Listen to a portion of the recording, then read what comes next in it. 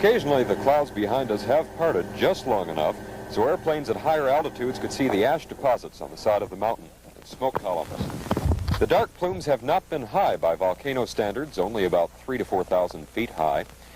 Here on our post, about 7 miles north of Mount St. Helens, Mount St. Helens is just behind us in the clouds, we have felt the rumblings and heard the quaking just before some of the eruptions.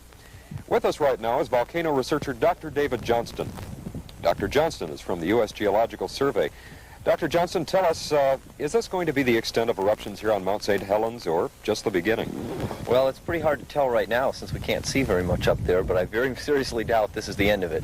It's quite probable it'll continue, probably as it is now for a while, probably continue to grow, quite possibly it'll grow, maybe for weeks. Are we speaking of eruptions in the next days or a delay of weeks? It could be a few minutes, it could be a few hours, it could be weeks to months. It's really hard to predict at this stage of the game what's going to happen, especially since we can't see it. Given a volcano of this size, roughly 9,600 feet, how large of a smoke column could it send up if it really went?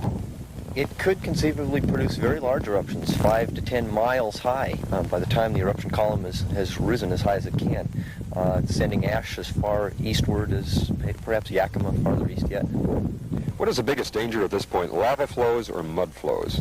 Mud flows, certainly. Right now, there is considerable evidence that there would be melting high on the slopes, and the mud flows could come down these drainages off this side of the volcano and elsewhere to considerable distances. Thank you very much. Dr. David Johnston from the U.S. Geological Survey. So far, there has been no evidence of swelling in the rivers in the valley just behind us. However, that doesn't mean it won't happen. Right now, we're playing a waiting game, waiting for the weather to clear to see if the one symmetrical cone of Mount St. Helens is the same.